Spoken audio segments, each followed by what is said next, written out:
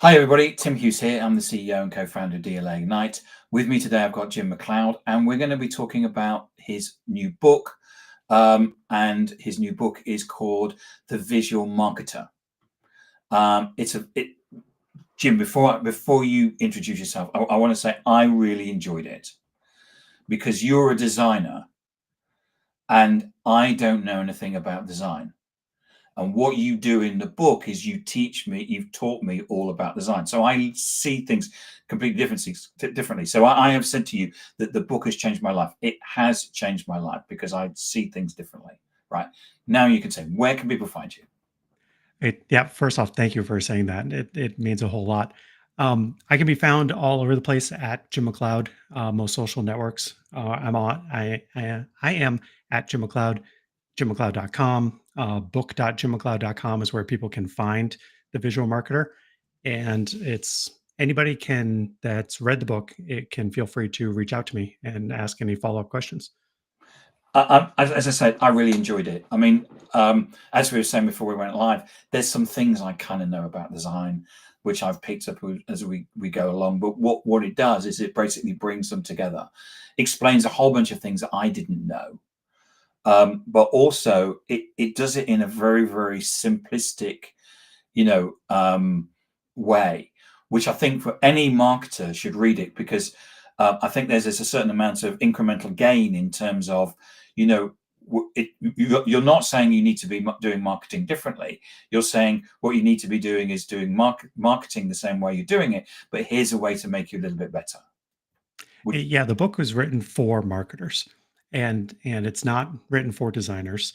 And what I wanted was marketers to kind of know the basics of design if they don't have that background, that formal education that I had had or the years of experience. Because marketers are being expected to do more and more on their own these days. Whether it's generative AI or Canva, they're just kind of given the tools and say, go create something good. And good is the best that they're getting because they don't have the basic foundations of design. So this book hopefully tries to lay that out for them. and in terms of the inspiration behind it, that's really what it's about, isn't it? Yeah, because a couple years ago, I started a newsletter. Once I saw the rise in AI, I started a newsletter called After Design, which was to help designers learn how to adapt to an AI world because AI is going to consume some of their jobs and they're going to need to pivot into different careers. And then all of a sudden I realized that all those jobs that are going away from designers, all that work has to go to someone and it's going to the marketers. So now that the marketers are expected to do more with less, and now they're expected to be designers too, they don't have the proper background or foundations for it. So this book teaches them that. So you talk in the book about it being a crash course in terms of design. What three skills would you expect marketers to walk away with from the book?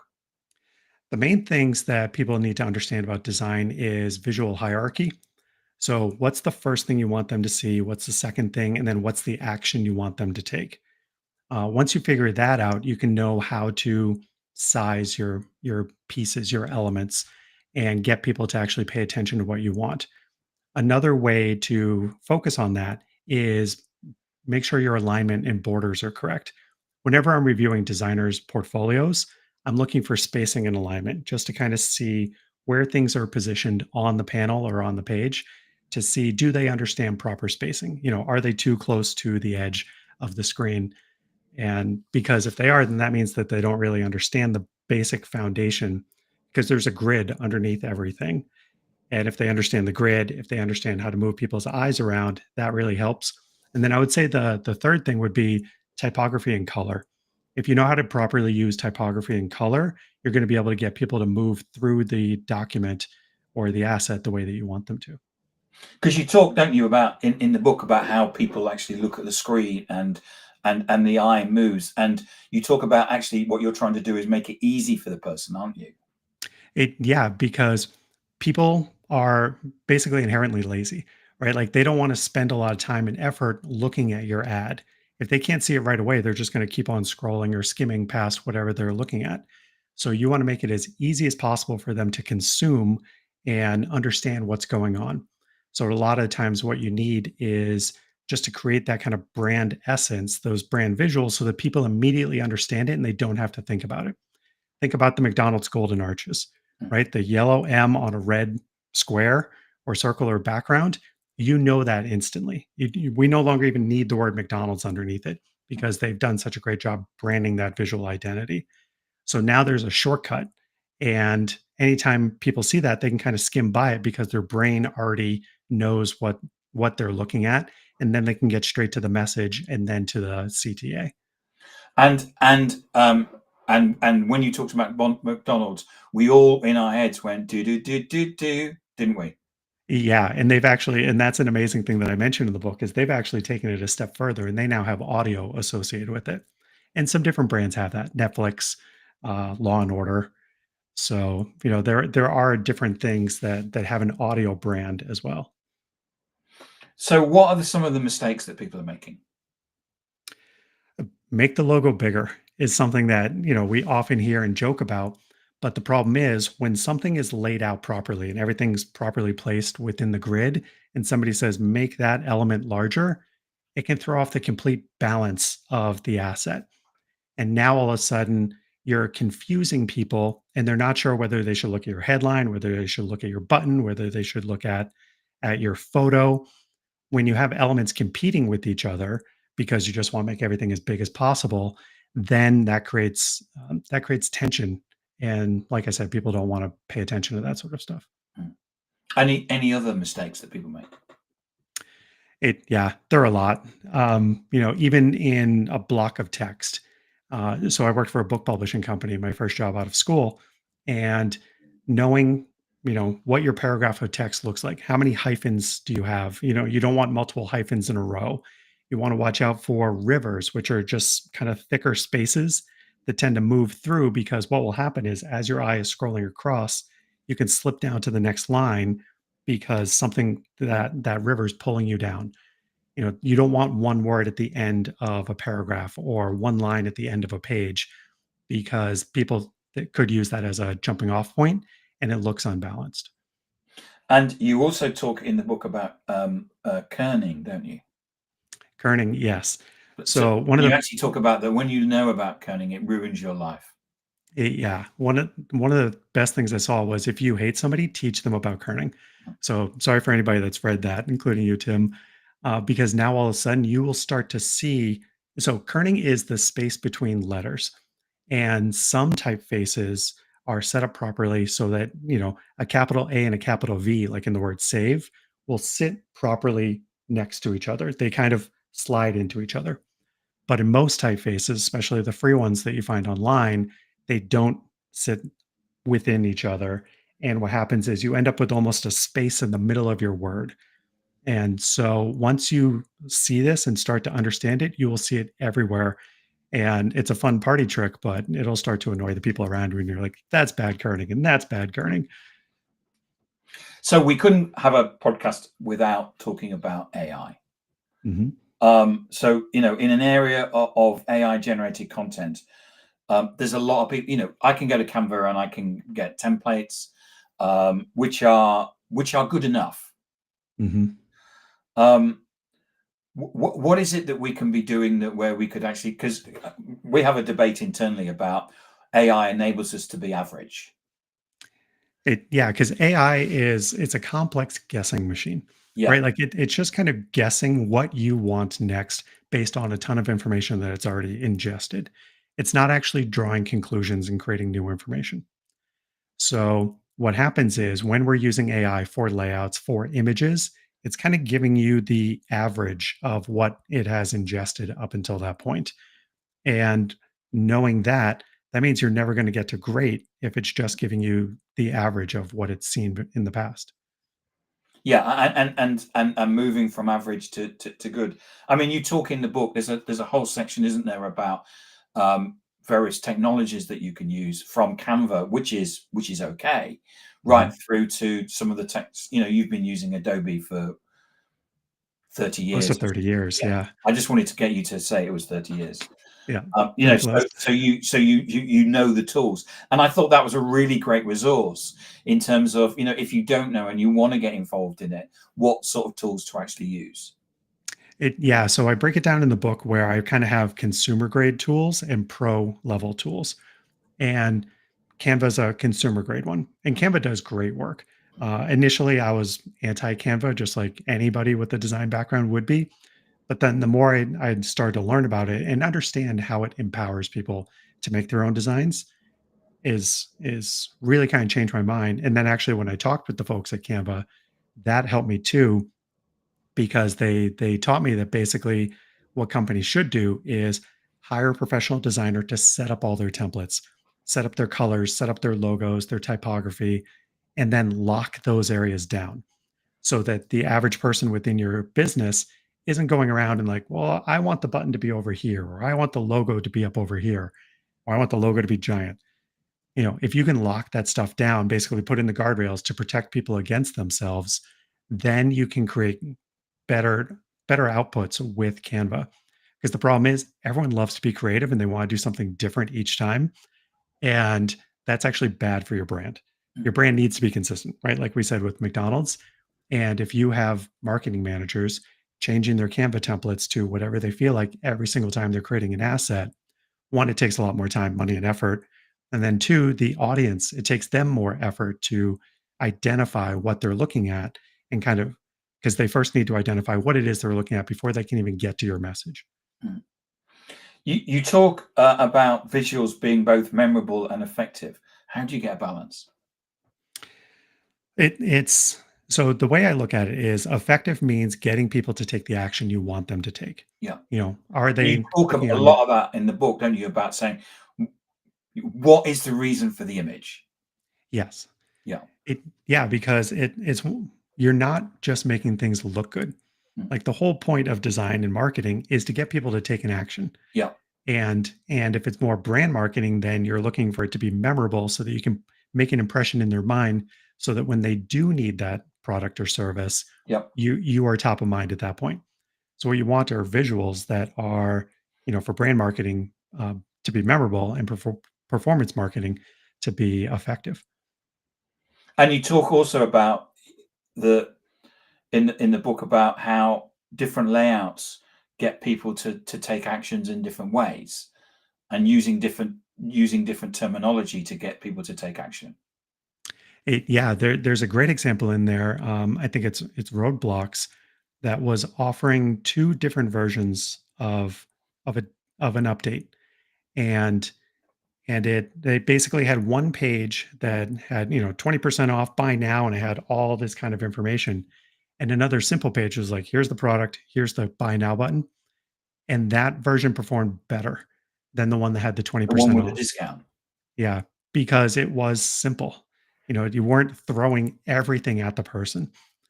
There's a great quote that says, "Design it's not about what you can add; it's what you can take away, because you want to take away as much as possible and still be effective." And so that's why, like the book cover, there's no image on the book cover. Mm. It's the title, the subhead, my name, and the forward by Mark Schaefer line. That's it, because I didn't want to distract people with it. Like, here's what it is, here's how it'll help you, and here's who it's by. Yeah, and I've seen I've seen, and I can't remember whether it was in your book or not, um, where buy now buttons are instead of saying buy now, it says start your journey or something like that. And It just by changing that terminology, it gets a different response. Yes. Yeah, so it's that you can do different things to try to encourage more people to get active with what you're trying to do. It once it turns into a choose your own adventure type thing, it kind of activates a different part of the brain where it's like, oh, this sounds like fun. This sounds like something I want to do rather than now I have to buy money. Now I have to spend money in order to buy this product I need to solve the problem I need.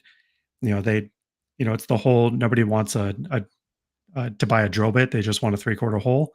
Mm. Like it's get them to the solution faster, and getting them excited about that is a better way than just give us money. I'm interested when you wrote the book. Um, did you discover anything that you didn't know before? Yeah, chapter 2, the science of seeing. It forced me to go deeper on things I had learned way back in school and throughout the years, Mm. where I actually wanted to get more into the actual biological aspects of how people respond to things. or how babies are just trained from within a, you know, immediately after birth to identify faces Yeah. as a safety area. So there's a lot to the biology part that I hadn't known in the past. You know, there were things like you don't want more than 12 words across in a line because you don't want to tire out your readers as they're reading. You know, you don't put, you know, nobody's read a book that was on, you know, 8.5 by 11 or A4 paper. I'm sorry, I forget what it is in the rest of the world.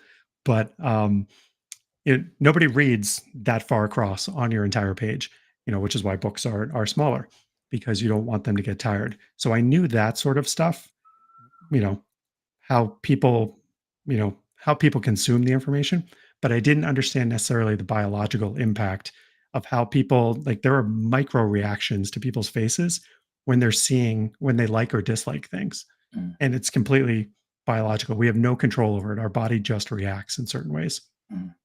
Yeah, when I wrote my last book, I was told by the publisher to write as few words with capital letters. Hmm, that's Um, interesting. a- and um, and it's interesting now because now I know that, and I look at people because the classic thing about PowerPoints, or when you're doing titles, say if you were doing a title of a blog on LinkedIn, Mhm. what you do is you write it in with capital letters, each of the Right. words. And actually, we as readers, we don't like that That's good to know. I hadn't heard that, because but it makes sense. as you know, we're lazy, and what we've done is that we've actually got more lazy. Um, Mhm. and one of the great things about your book is that you've got loads and loads of diagrams. So one of the other things that when I signed the contract from my third book, I had to put in, had to put in 45, had a contractual commitment for 45 images. Wow. Whereas in the first book that I wrote, it had 8. Okay. And that's the difference and the change in the way that the reader, people are reading it and they go, oh, there's an image, right? Okay. And it's a way of trying to keep them. And you've got loads of diagrams and stuff, and it keeps you. Yeah, I had over 100 images by the time I was done, and but, you know, when I was writing, it was easy because I would just, like, put in an image for this. But then once I got to the end, I'm like, "Oh, man, now I've got a lot of images to create." Yeah. Well, I ended up going to somebody in on Fiverr and doing it all for me. Nice. You know what? Um, I heard somebody from Fiverr for one of my diagrams where I talk about, you know, you wanna stand out, but you don't wanna stand in the wrong crowd. So what I did was I hired somebody that made, like, death metal logos for, like, oh yes, you know, Swedish death metal bands or whatever, and I had them make a logo for Goldman Sachs in that kind of, like, red and black and swirly type style to, as an example of, like, this is not where you wanna be. I remember that. Yes, and it's got like blood dripping off it on the yeah. It's really Yeah. um.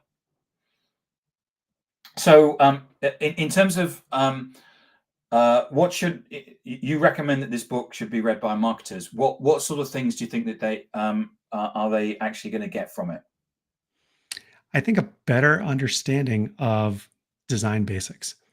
And so what the design is interesting where you only know as much as you know, and you can't see kind of bad design above the level that you can see at. It's really an interesting thing where, you know, and obviously I've been doing this for a while, so I look back at my old stuff and it's like, how could I ever think that looked good? Hmm. But it's because I didn't know it back then. And I've talked to marketers about this too, where when I start to educate them about design, all of a sudden they start being like, oh, that thing we made last month, we made this mistake here.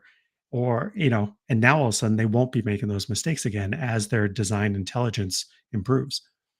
Yeah, and as I say, my I'm not a brilliant designer, and I'll never will be. But I've learned an awful lot by reading your book. And as I say, I highly recommend it, and it has changed my life.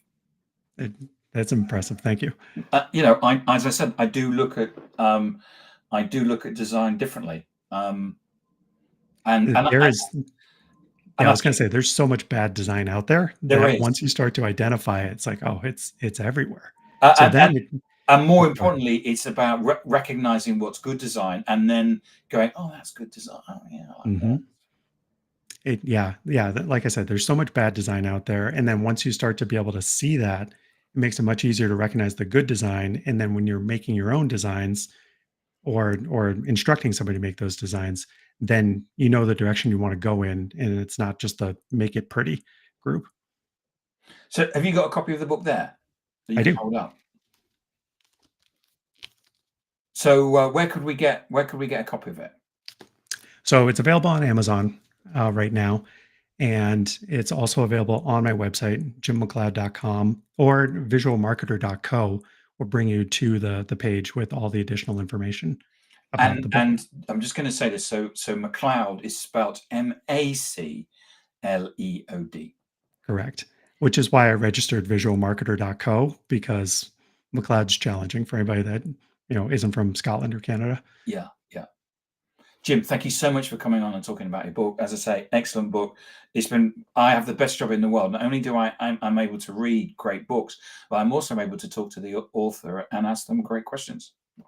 Yeah, this was great. Thank you for the time. I really enjoyed it. You're welcome. Thanks, Jim. Thanks.